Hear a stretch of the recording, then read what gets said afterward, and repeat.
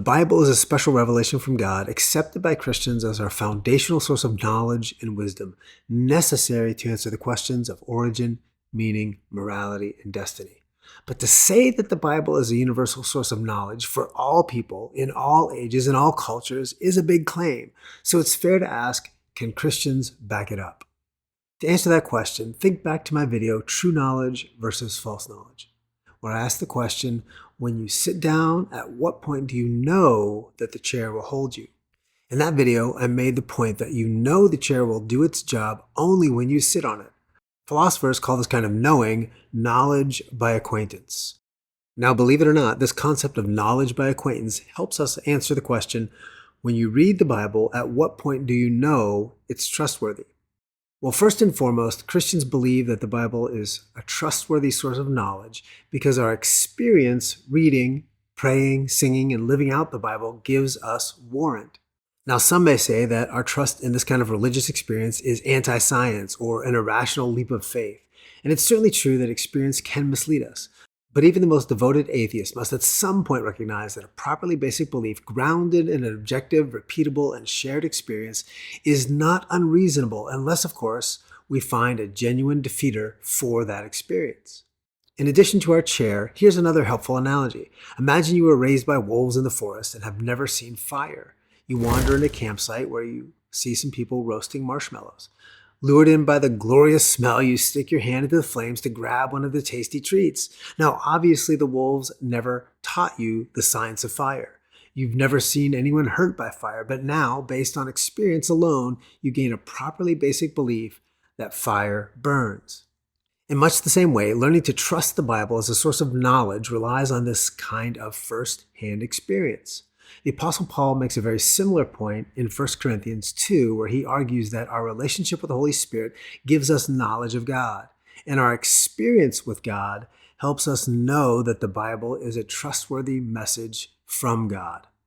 Take a moment and read that verse, and you'll see that Paul's point is clear. Our experience with the Holy Spirit helps Christians trust the knowledge contained in the Bible. Second, beyond experience, Christians trust the Bible as a source of knowledge based on observation and reason. There are countless books out there that make a strong case for the truth of the Bible. These books are based on reason and supported by millions of artifacts found over thousands of years. The evidence has convinced billions of Christians that the events, people, and places in the Bible are real and offer valuable insight into our past. But even though the evidence for trusting the Bible as a source of knowledge is overwhelming, that doesn't mean it's complete.